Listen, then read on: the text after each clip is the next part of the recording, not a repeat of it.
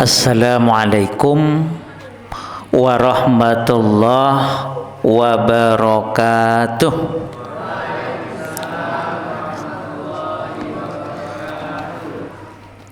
Alhamdulillah, alhamdulillahi rabbil alamin. Wabihi nasta'inu ala umurid dunya waddin. Wassalatu wassalam ala ashrafil anbiya wal mursalin. Amma ba'd. Qala Allahu ta'ala fil Qur'anil Karim, yarfa'illahu alladhina amanu minkum walladhina utul ilma darajat.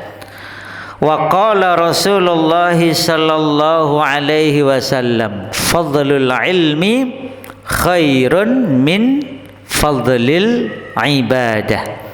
Sadaqallah wa sadaqa Rasulullah sallallahu alaihi wasallam. Pripun kabaripun Bapak-bapak, Ibu-ibu, sehat? Alhamdulillah. Alhamdulillah, berbahagia sekali bisa berjumpa lagi di awal bulan Jumadil Awal. Kita bisa sholat maghrib berjamaah, bisa zikir ba'da sholat, bisa sholat sunnah ba'diyah, bisa tadi tahsin ya, tahsin ayat-ayat dari surat An-Naba. Insyaallah semuanya amal soleh kalau kita niatkan semata karena Allah.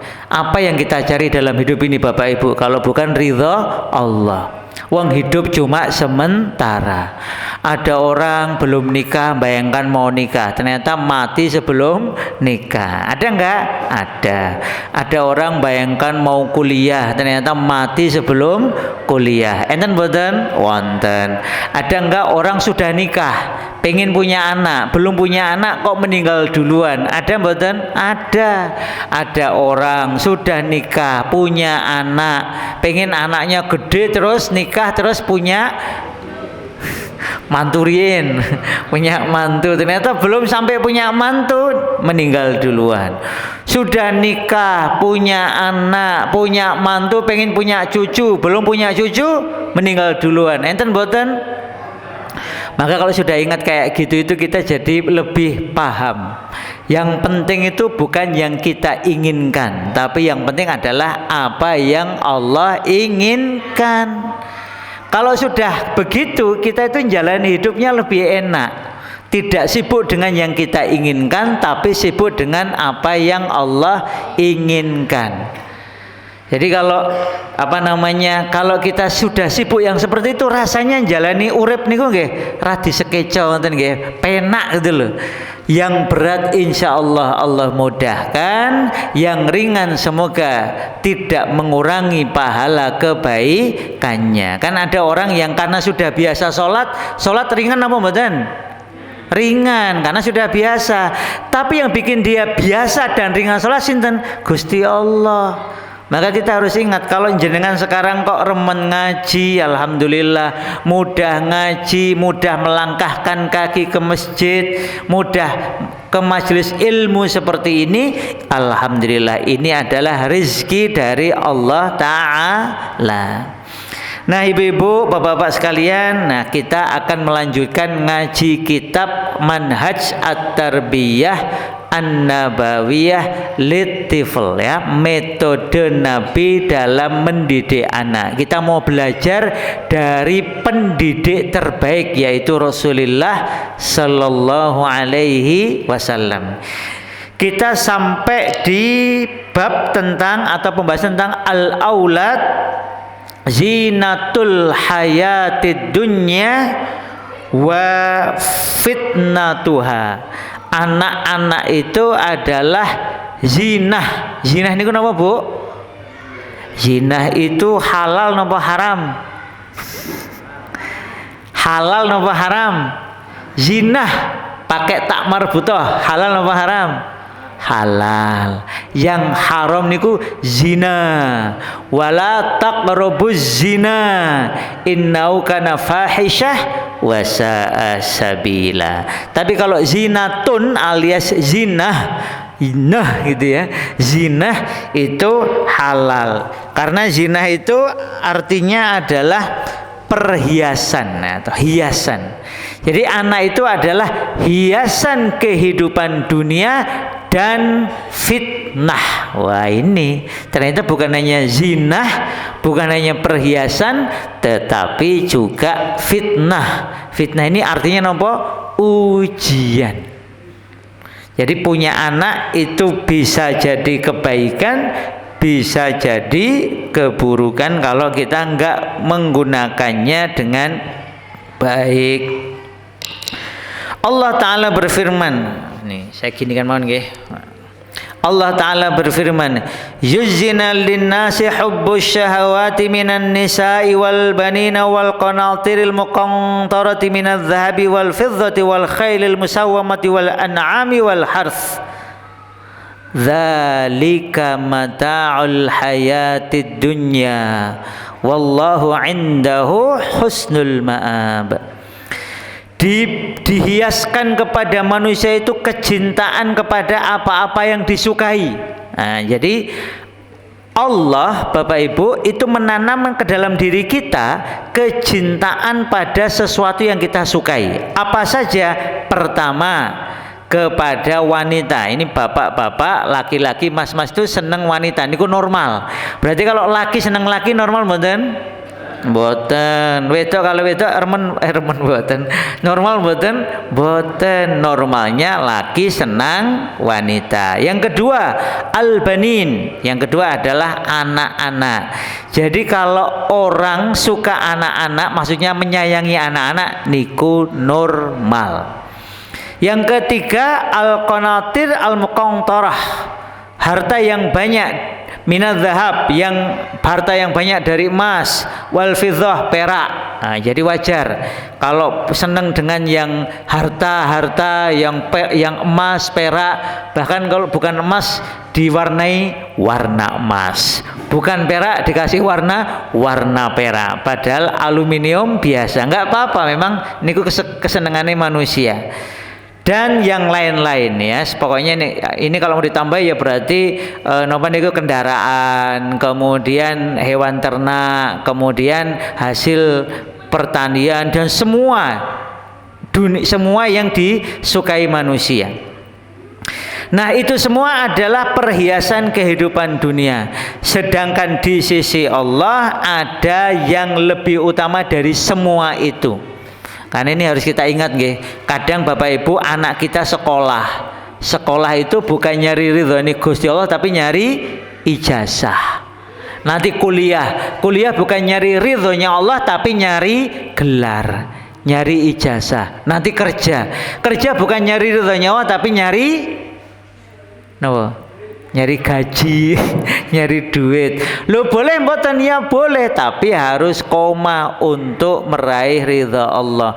Allah perintahkan untuk belajar, maka saya belajar. Allah perintahkan kita untuk bekerja nyari yang halal, kita kerja nyari yang halal agar Allah ridha. Kemudian Allah juga ingatkan al-malu wal banuna zinatul hayatid dunya. Harta dan anak-anak itu adalah perhiasan kehidupan dunia. Ini kalau saya bicara anak-anak itu bukan hanya ngapunten nggih, bukan hanya sudah nikah loh ya. Bukan hanya sudah nikah dan punya anak. Termasuk simbah-simbah yang punya cucu. Cucu itu juga al-banun. Termasuk nih adik-adik yang belum nikah ini, anak-anak yang belum nikah ini. Kenapa? Karena mumpung masih belum menikah, maka bersiaplah. Keberhasilan itu pertemuan antara dua, yaitu kesiapan pakai K dan kesempatan atau waktu. Ini 3 trio jomblo di depan saya ini. Ini belum ada nikah. Mumpung belum nikah, belajar sungguh-sungguh. Sehingga nanti ketika memang saatnya menikah dan diberi rezeki anak, kan berarti sudah muncul kesempatan, sudah muncul waktunya. maka sudah punya kesiapan, pakai K. Saya ini termasuk seneng ngisi pendidikan anak di depan yang belum menikah. Kenapa? Karena mereka belum menikah, sehingga itulah kesempatan untuk berbenah. Jadi Mas Arif datang ke sini, nyatet ya bagus Mas Arif, walaupun sambil mantengi online. Nanti yang online ini juga jangan hanya mentang-mentang online terus sambil layah-layah, rugi.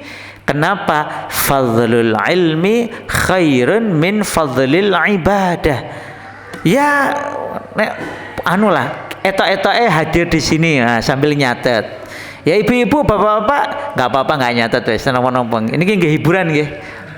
Jadi ngaji juga buat hiburan nih Pak nggih. Iya toh, daripada ngelangut neng omah mending ngaji gitu. Nah, kalau mau nyatet silahkan. Mencatat, menyimak, mengingat silahkan. Nah, maka ingatlah ini bagi yang sudah punya anak, punya cucu, atau yang belum pada nikah, punya calon anak, punya calon cucu, bahwa harta dan anak-anak itu adalah perhiasan kehidupan dunia. Wal baqiyatus solihatu khairun 'inda rabbika thawaban wa khairun amala. Dan amal-amal soleh itu lebih baik di sisi Allah, di sisi Rabb kalian, baik pahalanya maupun keinginannya. Jadi kalau bapak-bapak, ibu-ibu pengen dapat pahala yang lebih, maka berbekalah dengan amal-amal soleh. Berbekalah dengan amalan pakai alif itu bukan amal ya, tapi amalan ini bahasa Arabnya itu angan-angan, ambisi, cita-cita. Jadi punya cita-cita, umpamanya pun punya cita-cita khatam kitab, punya cita-cita nanti malam sholat malam, punya cita-cita bisa menjaga sholat 5 waktu sampai akhir hayat. Nah itu maksudnya khairun amala. Jadi punya cita-cita itu yang sebaik-baiknya. Jangan terlalu, kadang juga kita nggak usah terlalu jauh-jauh, yang kira-kira oh nanti insya Allah kalau ngaji kayak gini nih dapat sholat maghrib, dapat sholat isya, maka ya Allah jadikan saya istiqomah ngaji seperti ini sampai akhir hayat.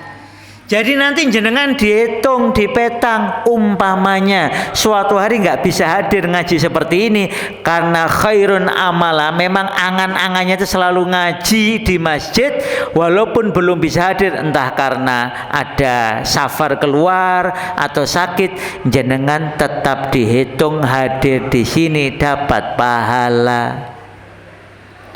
Nah begitu pula nanti malam, ya Allah saya pengen sholat malam, kalau nggak kuat ya nanti saya sholatnya setelah isya atau sebelum tidur, nanti kalau engkau izinkan saya bangun sebelum subuh, ya Allah saya pengen sholat qiyamul lail, tahajud, sholat malam.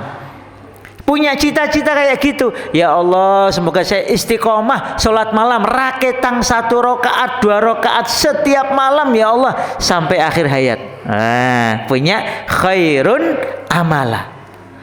Ngoten nggih.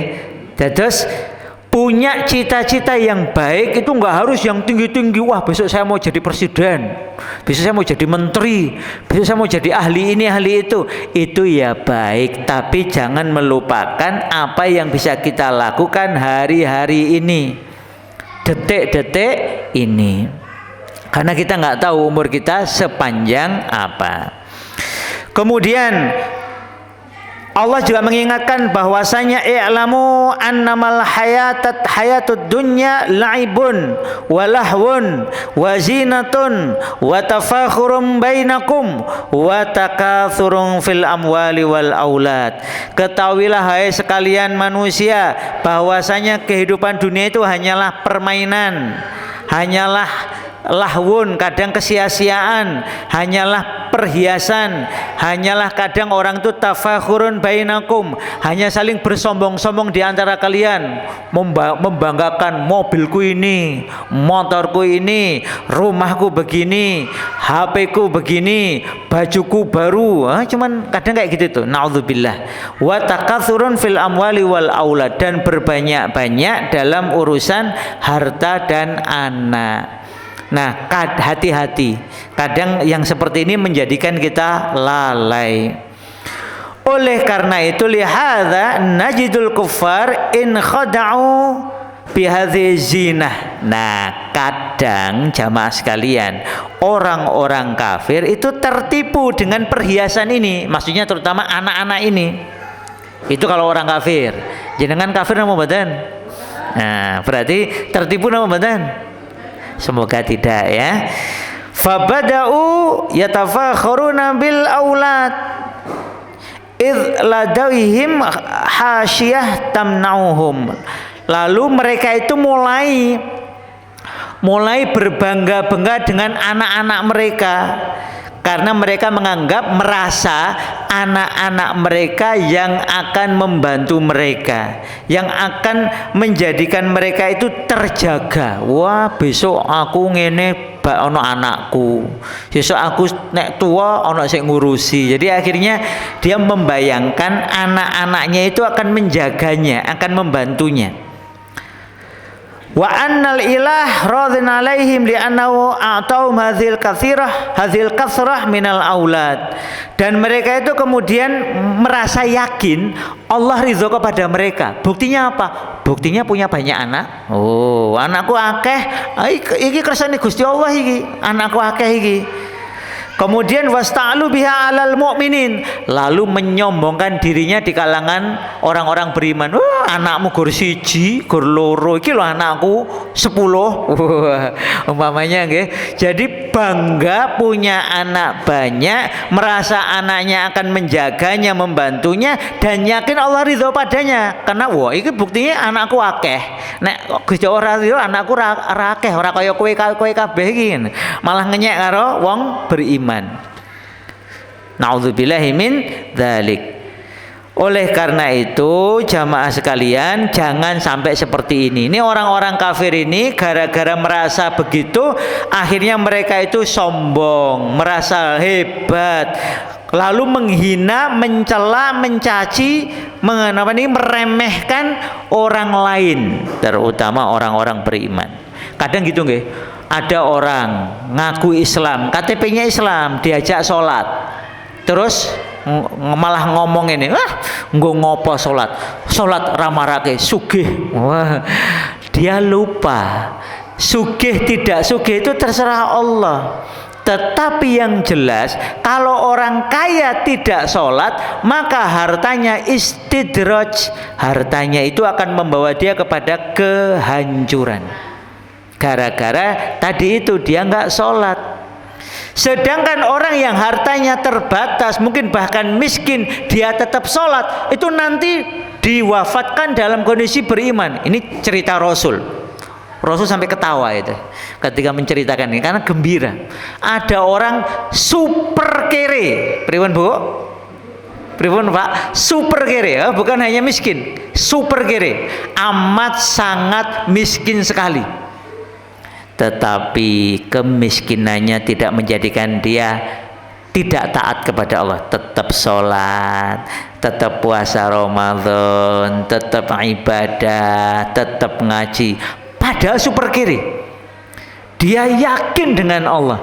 Biidnillah wafat dalam kondisi super kiri tadi itu, super menderita.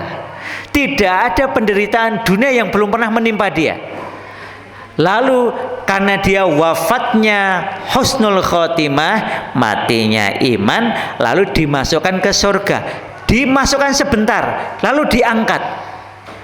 Lalu ditanya oleh Allah, hei fulan, hei makhlukku, hei hambaku, apakah kamu pernah menderita sebelumnya? Nah, ditanya, apakah kamu pernah menderita sebelumnya? Orang yang di dunia super kere ini dicelup sebentar ke surga, lupa semua penderitaan. Lalu dia jawab, ya Allah, saya belum pernah menderita sebelumnya. Lupa kalau pernah kere, lupa kalau pernah napa niki sengsara, lupa kalau pernah lapar, lupa kalau pernah sakit nggak bisa ngobati, lupa semua. Begitu mencicipi surganya Allah, semua penderitaan yang amat sangat menderitakan dia di dunia hilang semua, semuanya terlupakan karena dia wafatnya iman. Sebaliknya kata Rasul, ada cerita orang super kaya. Nek super kaya ini ku nyebutnya nama Pak? Crazy rich ya. Crazy rich. Ini super crazy rich ya, saking sugih. Semua kenikmatan dunia sudah dia icipi. Hotel papan atas sudah biasa. Makanan lezat pakai emas. Ada jangan pernah minum kopi emas? Belum pernah, sama. Jadi kopi dikasih serbuan emas, yang kurang kerjaan. Harganya kan jadi jutaan tuh gara-gara emasnya itu. Na'udzubillah. Semua kenikmatan dunia sudah dia icipi. Lalu dia mati kafir, mata kafiron. Lalu dicemplungkan ke neraka, maklum sebentar, lalu diangkat. Lalu ditanya, "Hei fulan, kamu pernah hidup enak sebelumnya?" Padahal dia dulu hidupnya super enak ya, super crazy rich. Tetapi begitu dicemplungkan ke neraka sebentar, diangkat, dia bilang, "Ya Allah, saya ini belum pernah hidup enak ya Allah." Loh, kamu dulu makan enak di dunia apa kamu lupa? Kamu dulu tidur empuk di dunia apa kamu lupa? Kamu dulu semua kenikmatan dunia sudah kamu icipi? Belum pernah ya Allah. Gara-gara dicemplungkan ke neraka sebentar, semua kenikmatan dunia tak terasa lagi. Nah, terus bapak-bapak, ibu-ibu, mas-mas, mbak-mbak, adik-adik, ingat kehidupan dunia ini hanya sementara, pasti berakhirnya. Orang-orang kafir itu lalai, mentang-mentang dikasih harta, dikasih anak banyak, itu kemudian merasa Allah ridho padaku, mboten. Tidak begitu. Ini dikatakan oleh Allah, innalladzina kafaru lang tughni anhum amwaluhum wala auladuhum minallahi syai'a wa ulaika ashabun nar hum fiha khalidun. Sesungguhnya orang-orang kafir itu sekali-kali tidak akan bermanfaat sedikit pun hartanya, anak-anak keturunannya itu tidak bisa mencegah harta anak-anak yang banyak itu tidak bisa mencegah siksa Allah atas mereka. Mereka ini para penghuni neraka, dijamin Allah dibakar sengsara teng neraka. Na'udzubillahi min dzalik. Dan mereka ini orang-orang kafir yang super kaya dan super maksiat ini di neraka selamanya. Na'udzubillahi min dzalik. Jadi bapak-bapak, ibu-ibu nggak usah terlalu bangga kalau dengan urusan dunia. Makanya saya tuh heran kalau ada orang yang semangat belajar ilmu umum tapi nggak semangat belajar ilmu agama. Bodoh. Yang menyelamatkanmu itu paham agama, bukan paham ilmu umum. Ilmu umum baru boleh dan layak dipelajari kalau membantu kita menegakkan agama. Jadi dalam Islam jelas yang fardhu ain itu ilmu agama, ilmu-ilmu dasar. Maka Allah memuliakan mereka yang mau mendalami agama, bukan yang mendalami ilmu umum. Ilmu umum baru boleh dan pantas dipelajari kalau dalam rangka menegakkan agama. Makanya orang itu harus paling semangat belajar ilmu agama, karena itu membantu dia selamat, membantu orang-orang di sekitarnya selamat. Ngajar ilmu agama itu derajatnya tinggi sekali. A'laminan nas, karena dia ngerti ilmunya dan dia mempraktekannya, lalu dia ngajar ke orang lain. Maka kalau ada orang kok nggak semangat belajar ilmu agama, nganggap remeh ilmu agama dan nganggap remeh mengajarkan ilmu agama, ketahuilah itu ilmu sebaik-baik ilmu. Termasuk didik anak. Didik anak menurut Islam itu adalah ilmu didik anak terbaik, mengalahkan metode yang lain. Ini dijanjikan oleh Allah dan Rasulnya. Oleh karena itu kata Allah, fala tu'jibka amwaluhum wala auladum. Kamu kalau lihat orang kafir, orang yang nggak mau sholat, orang yang suka maksiat, itu kok hartanya banyak, anak-anaknya banyak, pasukannya banyak, bawahannya banyak, nggak usah takjub, nggak usah iri. Itu semua nggak ada manfaatnya.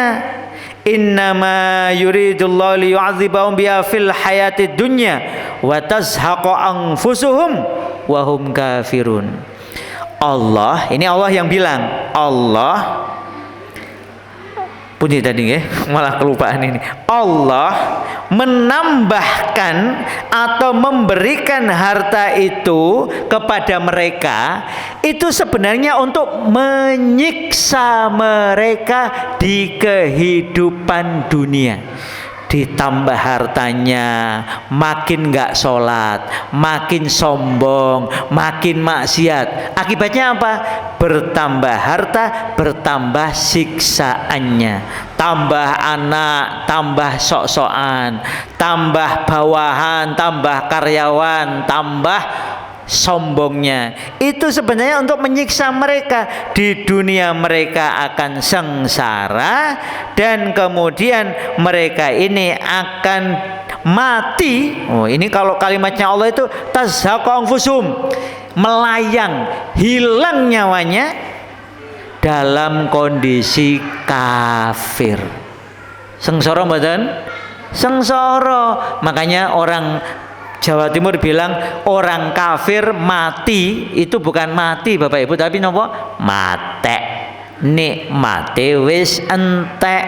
Begitu dia mate dalam kondisi kafir, dia akan menghadapi siksaan kubur sebelum siksaan neraka. Na'udzubillahi min dzalik.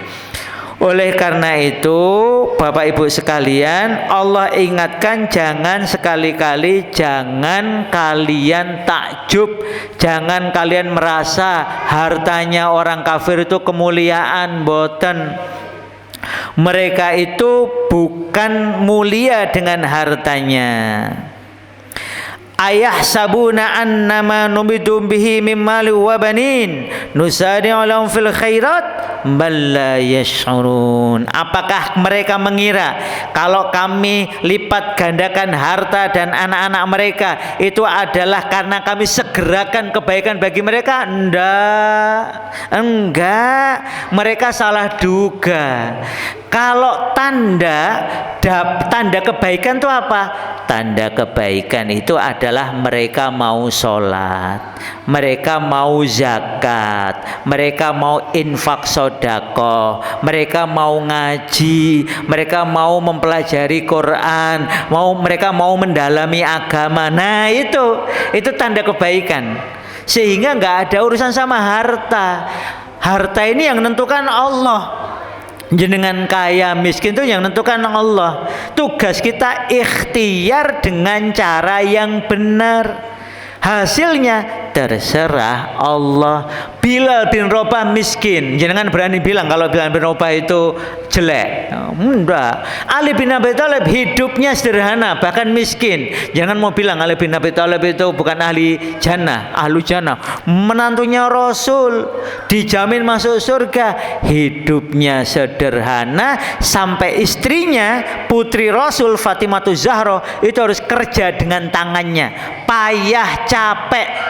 Begitu ngeluh sama bapaknya, minta budak yang bantu dia. Apa kata Rasul? Mau enggak aku beritahu yang lebih baik daripada itu? Kamu membaca subhanallah 33 kali, alhamdulillah 33 kali, dan Allahu Akbar 33 kali seusai sholat wajib. Pas azan nggih. Jadi nanti setelah selesai sholat wajib, biar dapat pahala yang makin berlipat ganda, tasbih 33 kali, tahmid 33 kali, takbir 33 kali. Demikian nggih Bapak Ibu, akan kita lanjutkan. Ini tema kita, anak ini zinah atau fitnah, insyaallah di pertemuan pekan depan. Demikian aku qouli hadza wa astaghfirullah li wa lakum innallaha ghafurur rahim. Kita tutup dengan doa penutup majelis.